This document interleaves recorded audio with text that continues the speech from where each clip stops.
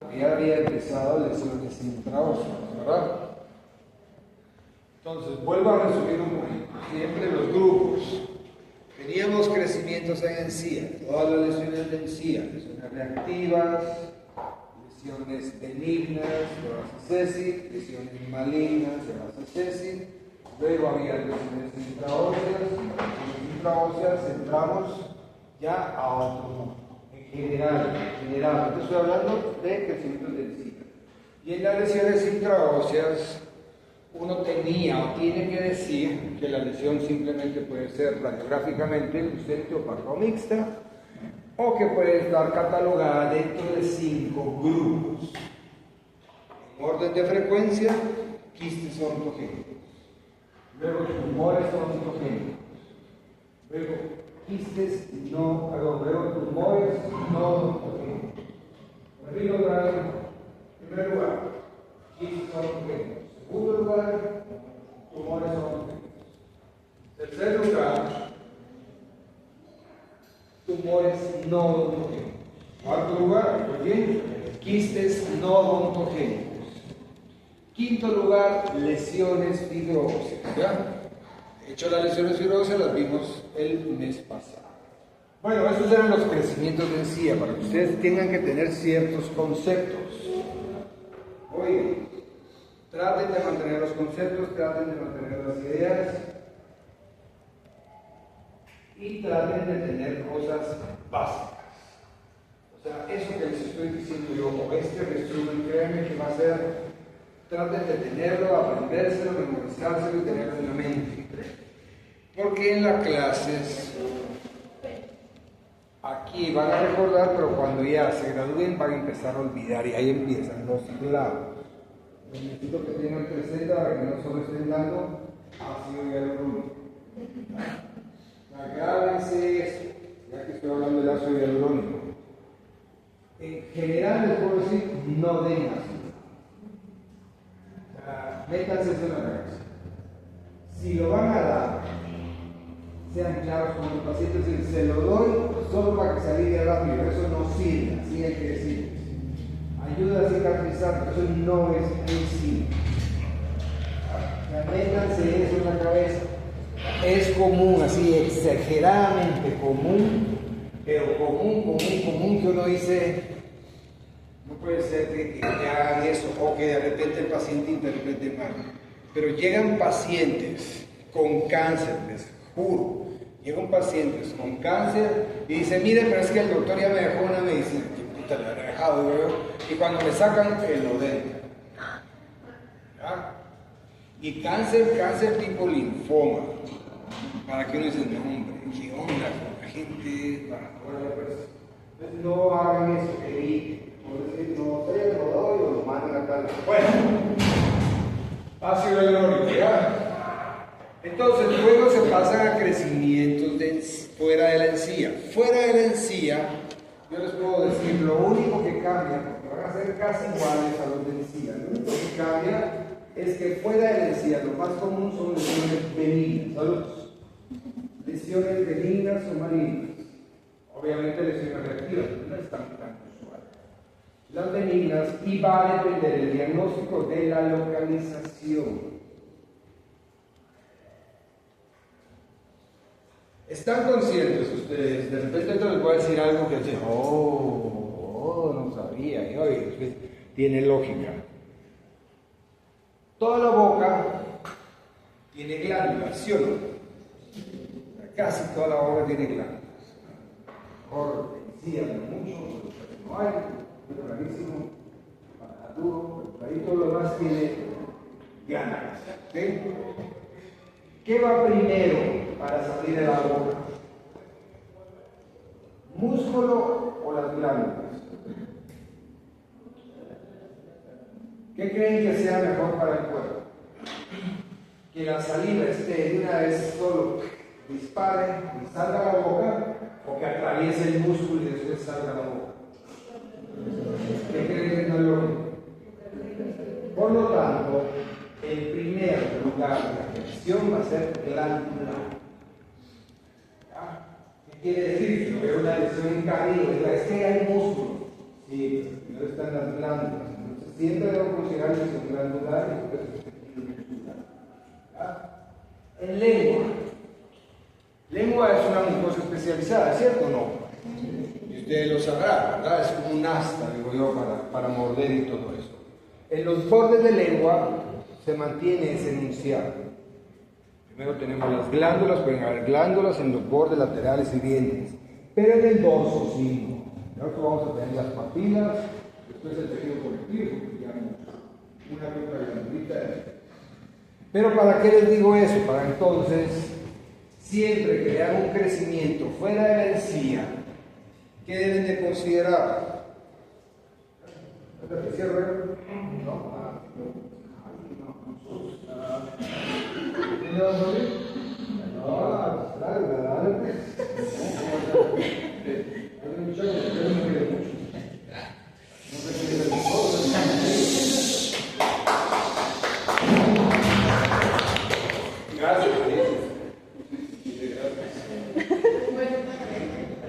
Ok, sigamos pues. Ya no me recuerdo. Ok, entonces el tip es, para hablar de lesiones fuera de la encía, consideren la localización, ¿de acuerdo? Eso es importante. ¿Sí? Si es una lesión de base sésil, entonces es neoplasia, este es un crecimiento. Ya, ahí no hay medicina. Ya, cualquier crecimiento no den ácido hialurónico, no sirve de nada. ¿Para qué está el ácido hialurónico? Para cicatrizar. El ácido hialurónico no da para curar. Recuerden, ácido hialurónico produce el cuerpo, sí. Produce la saliva, las glándulas, los brazos, ácido hialurónico tenemos. El mundo no ha descubierto cosas nuevas, está descubriendo que produce el cuerpo. Entonces traten de no dar. Si ven lesión, hay que hacer biopsia de una vez. ¿Qué otro tipo hay de lesiones fuera de la encía? Si los crecimientos están ulcerados, piensen en malignidad. Así de cajón. Si ven una úlcera, esto es maligno. ¿Qué va a ser maligno? Depende de la localización. ¿Ya? Bien, entonces ahora, ya que como que ahí descartamos, aquí hace falta una cosa, pero después yo les voy a explicar. Ahí hablamos de crecimiento, fuera de encía y de la encía. Lo que seguía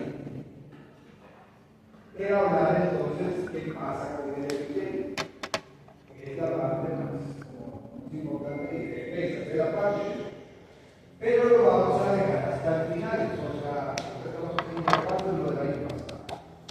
Se queda al final para que ustedes empezaran a ver ya lesiones intraóseas.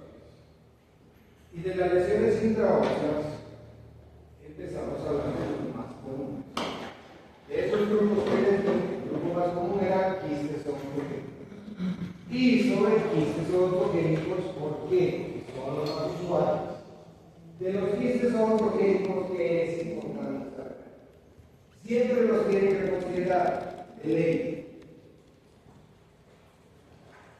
Como se van olvidando, como ustedes empiecen a seguir metiéndose más, en odontología, zapatos se va a ir olvidando.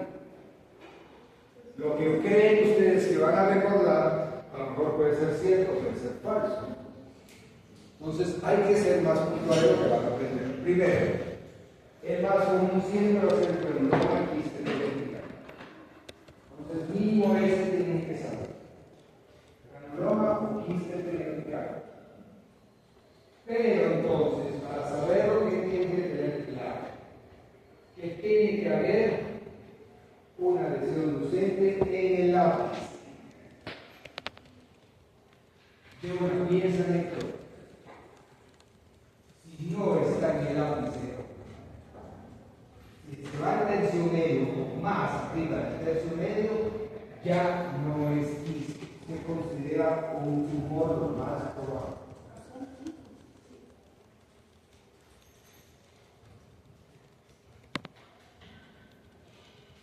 Que hay que saber también que el quiste periapical es el más grande, no hay otro grande. y grandes para diagnóstico diferencial no hay otro. Entonces, eso es importante analizar que esté en el ápice. Hay otras características, el margen en el ápice, ya deben de pensar que realmente es un tipo de tumor. ¿Ya van más o menos ahí? Ok. De los quistes odontogénicos, como son los más comunes, también hay quienes están asociados a dientes. El más común es el dentígeno. Pero ojo, el dentígeno tiene que estar envolviendo la corona clínica. Si no envuelve la corona clínica, ya puede ser queratoquiste o un tipo de tumor.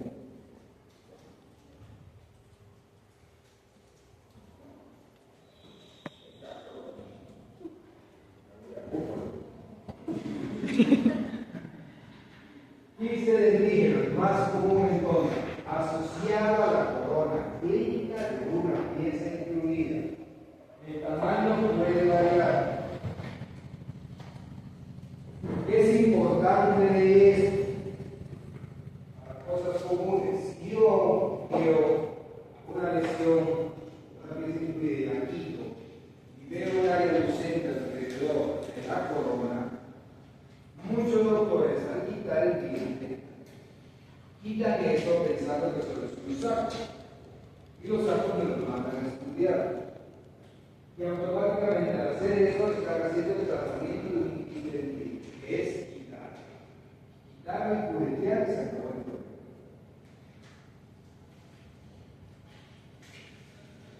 Lo mismo pueden hacer los ortodoncistas, de otra forma. Por ejemplo, cuando está canino incluido, ellos quieren jalarla por un tubo y posicionarla. Entonces, si está un área ausente envolviendo la corona de ese canino, pueden creer que es un saco. Unas veces es un saco efectivamente y otras veces no. Pero al abrirlo descompresionan y la resuelven. El tema es confirmar que envuelva la corona clínica. Si no, ya el diagnóstico o el tratamiento puede cambiar con lo que hacer. Si envuelve y va a ser la corona clínica, va a ser un tumor odontogénico. O ya va a ser un queratoquiste que crece más. Muy bien. Sigamos. De los quistes odontogénicos, ya estamos hablando del triangular. Más grande, estamos hablando de la asociada que es incluida, y el otro, que es como el comodín, les he dicho que era el queratoquiste. El queratoquiste es muy común, no es que sea raro, es muy común, pero lo típico de él es que crece antero-posterior, y eso ayuda a su tratamiento. Usualmente con abrirlos y descomprimirlos se resuelve. Es el queratoquiste. Ojo de todos estos. El único de los quistes odontogénicos que va a ser multilocular, así en general, va a ser el queratoquiste, de los que estamos hablando. Luego, claro, hay un chiquito que es el periodontal lateral. Si es multilocular, se llama motor. Este es muy chiquitito y no estoy poniendo popular. Estamos hablando de los grandes. Muy bien, entonces uniloculares. Ahora, pasemos a tumores odontogénicos.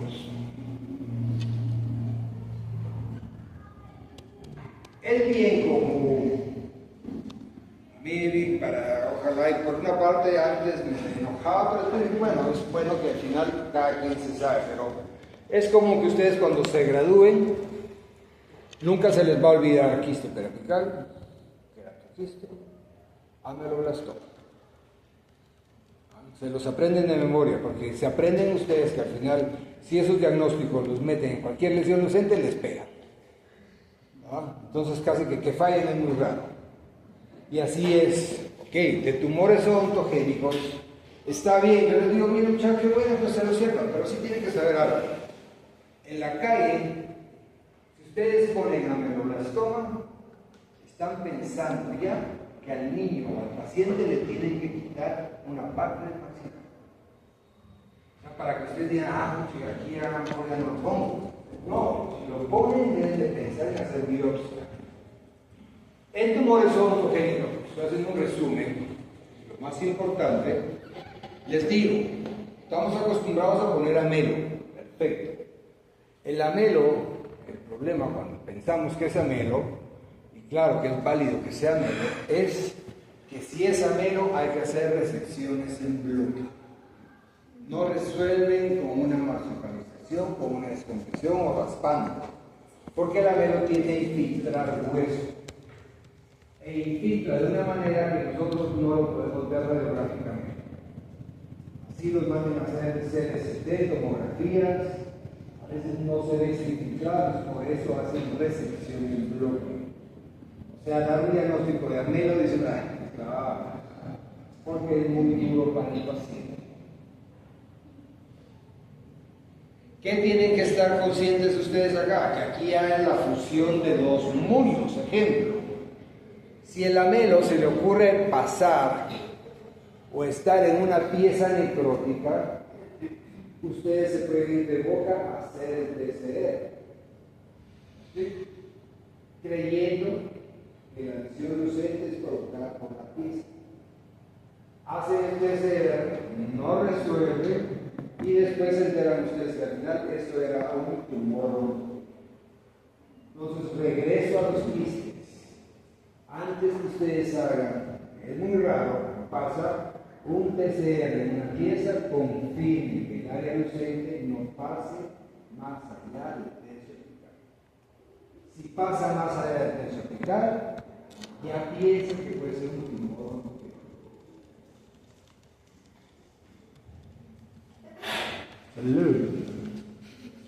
Hace poco llegó un paciente. Termina el paciente.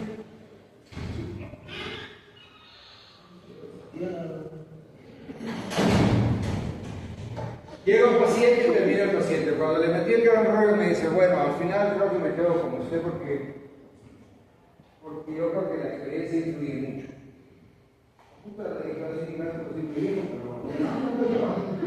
Y me dijo, no, y se lo digo a usted para que lo sepa. Ya es la realidad. Y entonces, ¿sabe qué pasa?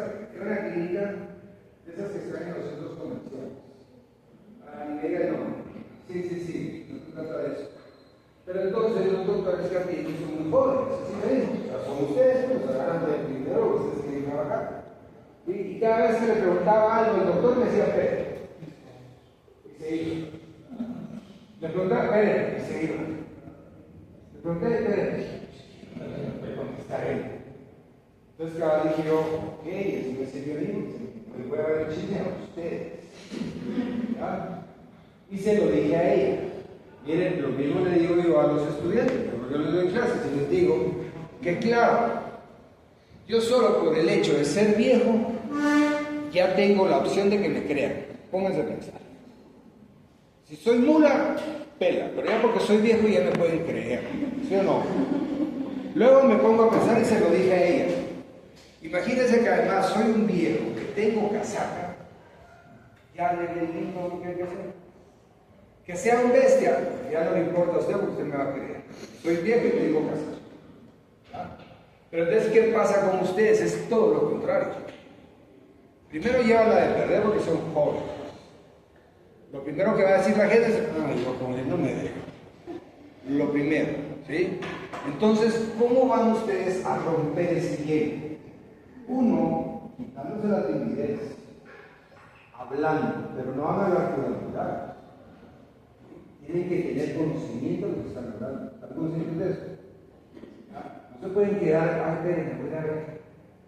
Por favor, entiendan que soy joven, acabo de empezar. Ya no están mirando la cara. Entonces, ¿qué es lo que tienen que hacer ustedes? Todo lo contrario. Bloquear ese pensamiento que diga, es que es joven. Lo van a decir, pero con su conocimiento y su forma de hablar, van a romper el esquema. La gente va a decir, es joven, pero qué cabrón es. Pero eso va a depender de ustedes, de nadie más. Y si no se animan a hablar, a practicar con los pacientes, a quitarse el miedo, a ocultarse a veces, porque van en la calle, van en cualquier lugar, ¿y qué hace lo primero que hacemos? Puta, nos ocultamos con el teléfono. Es una forma de escondernos en la sociedad. Yo tengo el teléfono porque soy importante. Guarden el teléfono y pónganse a practicar con la gente. Es que me da claro, no sé qué decir, pues para terminar, buenos días, ¿cómo están? Y si la gente no habla, pues no sean iguales. Pero ¿por qué les va a servir? Les va a servir para que rompan ese hielo y cuando les toque hablar con un paciente que sea mayor que ustedes, ya tienen la práctica. Es un consejo que les digo, tarde o temprano lo tienen que hacer. Si no lo hacen ahorita, en 10 años lo van a hacer, pero pues se lo tenía razón. Tan importante que es hablar con la gente. Entonces, háganlo, des en cuenta. ¿Sí? La realidad es esa, que la gente no les va a creer a ustedes. ¿Sí? Y por eso muchos tienen miedo con una clínica. Y por eso muchos se van a esas empresas de los emprendimientos. Y por eso muchos van a decir, te voy a preguntar. Entonces, no sean de esos. Eso espero, en serio. Sean de esos que van a ser exitosos, que ponen, hacen y todo, y tienen su criterio. Ok, regresemos entonces a eso. De los tumores odontogénicos, amelo. Puede ser cualquier otra cosa, perfecto, pero que eso ya tenemos que saber. Que ya con tumores, ya se van a presentar lesiones lucentes, opacas o mixtas. Mientras que con quistes eran todos lucentes.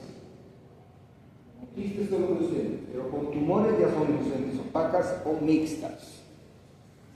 Que el más común de todos, ¿ok?, es el ameloblastoma. Hay que tener cuidado, porque si ese es el más común, tengo que tener cuidado porque el tratamiento es exagerado. Entonces no voy a hacer tal vez antes de hacer una pieza con tratamiento de canales, porque al final para sacar la pieza. Se puede ver mal, creo que se va a ver mal. Entonces confíen en ellos mismos.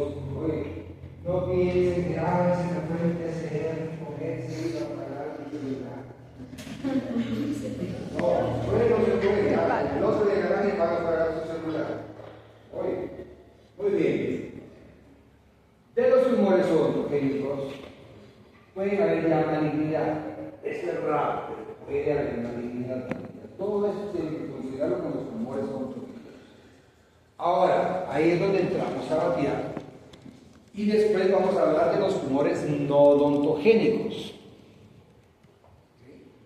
¿Por qué? Porque son radiográficamente iguales. Yo podría decir, hagamos una pausa y nos pasamos, pero solo voy a terminar. ¿Por qué hay que hablar de los no odontogénicos? Porque son radiográficamente iguales. Porque los no odontogénicos, uno, tenemos dos importantes. Son los que yo siempre les digo, por experiencia, porque he tenido ovuladas que me han pasado. El granuloma de células gigantes. Ahí aprendimos con el granuloma de células gigantes dentro del hueso, que por eso se llama periférico de la encía. Se dice granuloma periférico de células gigantes porque está en la encía. Y hay uno que está en el hueso, y a ese se dice y se llama central. Es el granuloma central. Entonces es un tumor no odontogénico. Y lo interesante de ese, recuerden que está asociado a hiperparatiroidismo. Ese es no odontogénico. Y el otro no odontogénico importante es el hemangioma. Es una lesión vascular. Por lo tanto, obviamente, no tiene nada que ver con epitelio odontogénico.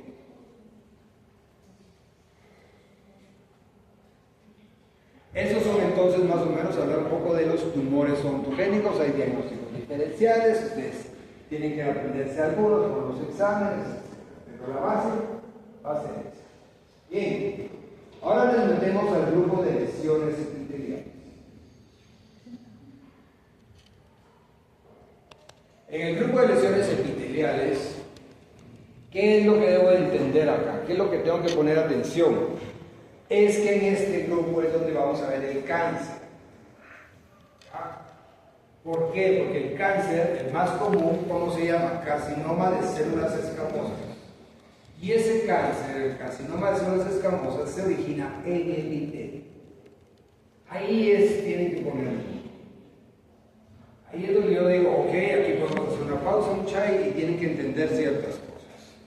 Carcinoma de células escamosas, ya les dije, no sé si ya les dije o se lo recuerdo, pero ¿en qué grupo se va a presentar más? ¿Mujeres o hombres? Mujeres. ¿Está asociado a tabaco o alcohol? No necesariamente. O sea que cualquier mujer que esté aquí que diga, ay, es que yo no veo, no tomo, no me va a pasar nada, ahora empiecen a tomar. Y así no se van a arrepentir, ¿no? Todas las mujeres que yo he visto no beben, no toman. Así dice. ¿No? Pero tienen la planta de que no toman, no beben, etc. Y les da cáncer. Así que mucho de lo que produce el cáncer es por factores genéticos. Genética, muy bien. Entonces, en base a eso, tenemos que saber qué está pasando. Primero, ojo cuando pongo lesiones epiteliales, ojo con la edad. Si ustedes van a evaluar a un paciente arriba de 40 años y les dice que tiene una úlcera, ahí ya piensen que puede ser cáncer. No piensen, no es, no. Primera opción es cáncer. Luego la descartan, ¿de acuerdo? No hay ningún paciente que les va a decir que tiene cáncer, porque no lo consideran.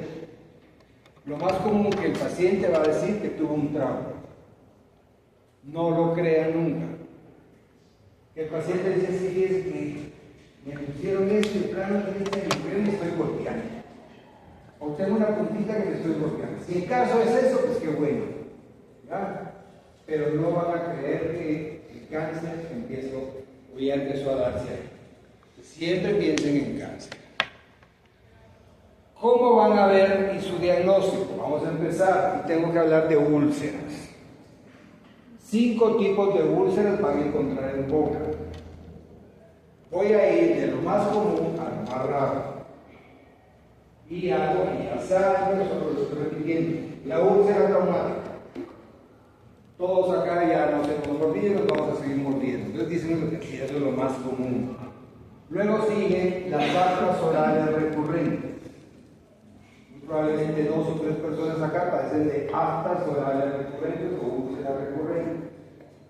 Salen por estrés, tienen ciclos cada 15 días, cada 20 días.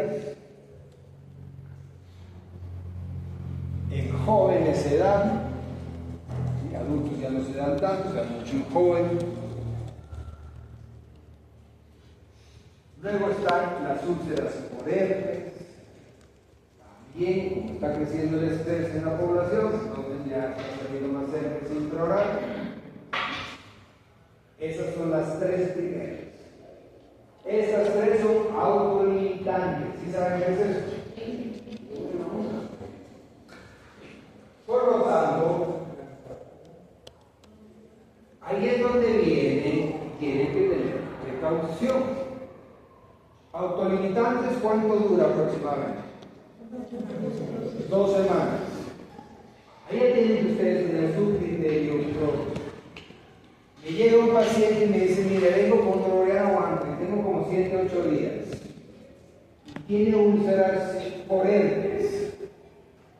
Yo sé que van a desaparecer o no. ¿Sí?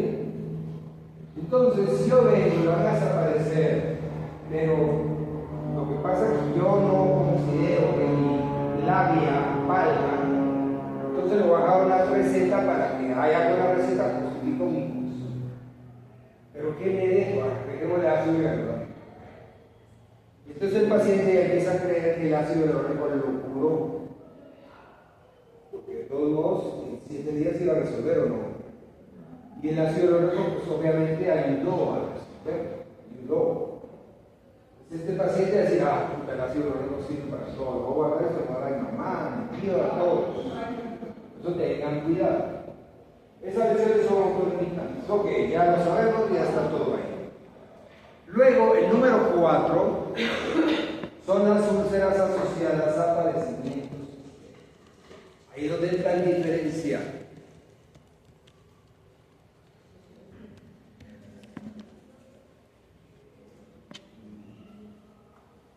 Y se oye mi voz aquí cuando grabas. Ya, vaya hasta allá. Ah, sí, está bien. Vamos a probar. Las asociadas a padecimientos sistémicos tienen una mega diferencia. Son úlceras superficiales y extensas. Son múltiples.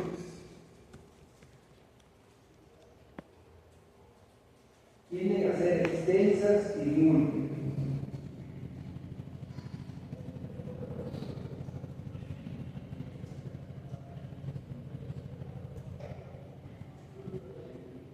No sería más práctico saber cómo hablas con las ideas en lugar de los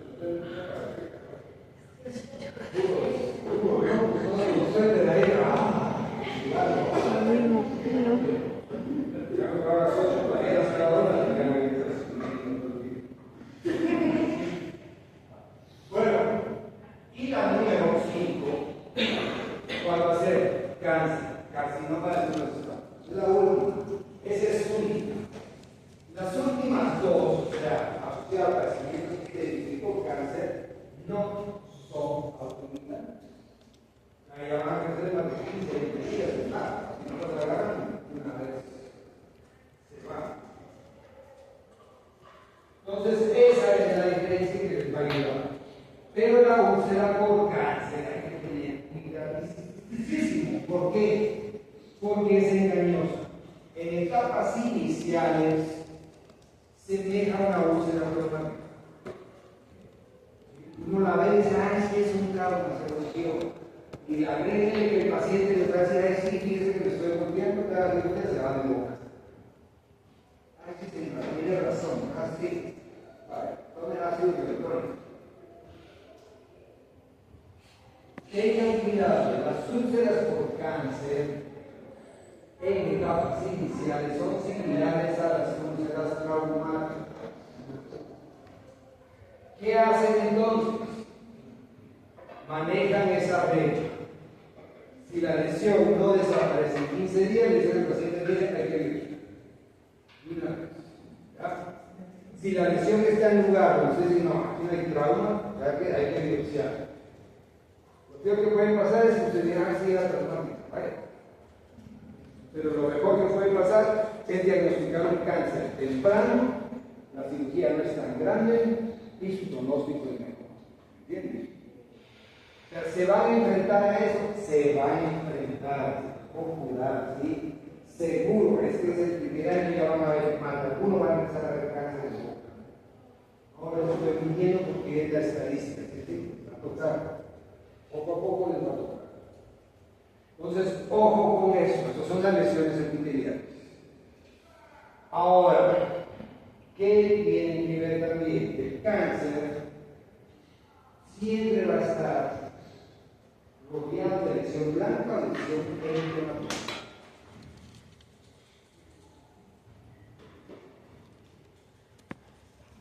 Siempre. Y la forma en que esté rodeado no va a ser como un halo, sino va a estar como regado, de forma irregular. Uno que tiene que tener mucho ojo en identificar si esto no es normal. Que hay algo. Y así es como se puede presentar el cáncer.